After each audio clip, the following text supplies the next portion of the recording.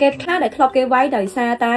គេបង្ខំឲ្យយើងហៅបងការរៀននៅវិទ្យាល័យខ្ញុំនឹងឯងនៅតែអត់គ្នាចានិយាយទៅគឺខ្ញុំជួបផ្ទាល់ហ្មងនិយាយទៅcảខ្ញុំនៅរៀនវិទ្យាល័យអ្នកគ្នានិយាយទៅបើមិនខ្ញុំទេគឺគេ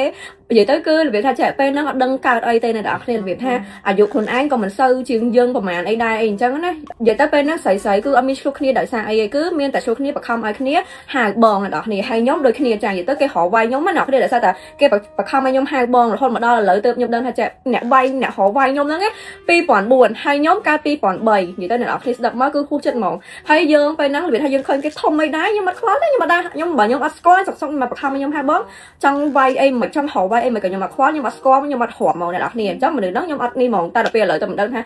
ពេលមុនបង្ខំឲ្យយើងហៅបងទាំងតែខ្លួនឯង2004ហើយយើងកាល2003ហើយមកបង្ខំឲ្យយើងហៅបងអញ្ចឹង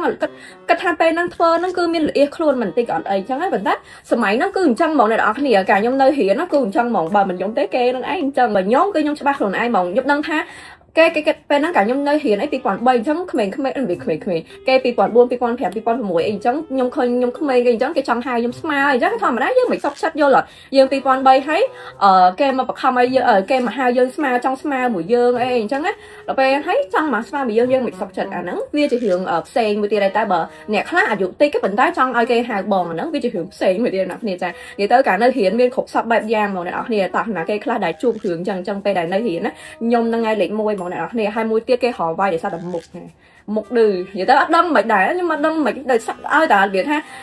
នៅសាលារៀនបើថាយើងរៀងលេខស្លូរៀងលយអីចឹងគឺគេចង់ទៅរកវាយយើងហ្មងណាតោះមករៀបចំ outfit តាមឆ្នាំដែលអ្នកកើតអញ្ចឹងអត់ប្រហែលឯអ្នកទាំងអស់គ្នាឥឡូវនេះសម័យ TikTok សម័យ AI ឯងអញ្ចឹងអ្នកទាំងអស់គ្នាចង់ពាក់បែបម៉េចពាក់អីបែបម៉េចគឺអ្នកទាំងអស់គ្នាអាចទៅ search ក្នុង TikTok បានដោយសារតែនាងខ្ញុំកាល2003អញ្ចឹងខ្ញុំនឹងទៅ search TikTok ដាក់ពាក្យថា2003 outfit style អញ្ចឹងវានឹងលោតឲ្យអ្នកទាំងអស់គ្នាមើលតែម្ដងចានិយាយទៅ style បែបម៉េចអីបែបម៉េចអ្នកទាំងអស់គ្នាឆ្លាញ់បែបណាជ្រើសរើសពាក់បែបហ្នឹងតាមបែបអ្នកទាំងអស់គ្នាអីអញ្ចឹងដែលអ្នកទាំងអស់គ្នាគិតថាអ្នកទាំងអស់គ្នាយកអាវមួយណាយកមកគុំចូលគ្នាអីអញ្ចឹងព្រោះនេះវាផ្ដល់កំណត់ឲ្យអ្នកគ្នាមើលអញ្ចឹងអ្នកគ្នាគាត់ថាអាវមួយណាដែលយើងពាក់ទៅវាចាប់ចូលគ្នាហើយវាស៊ីហើយវាស្អាតអីអញ្ចឹងណាអ្នកគ្នាអញ្ចឹងថ្ងៃនេះគឺខ្ញុំហៅបានហើយរបៀបវាឆ្លៀសហ្នឹងឯអ្នកគ្នាវាអត់ដូចគេដោយសារតែយើងហៅភ្លាមអីអញ្ចឹងរបៀបថាយើងបានកំណត់ពីហ្នឹងឯងអញ្ចឹងយើងចាប់យកអាវរបស់យើងដែលមានហ្នឹងចាប់ដាក់ចូលគ្នាហ្មងអ្នកគ្នាសំខាន់គឺខ្ញុំហៅបាននេះចា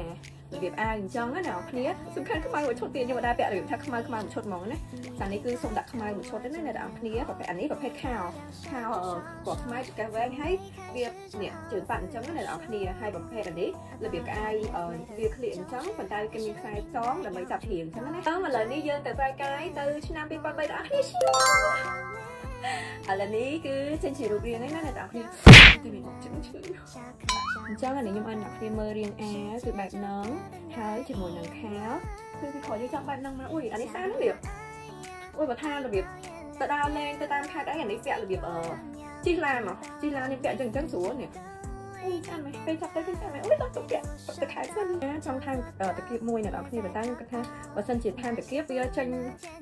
វាចេញជាខ្ជូតទេត្រូវអត់ខ្ញុំអត់ស្នឹងខ្ជូតទេ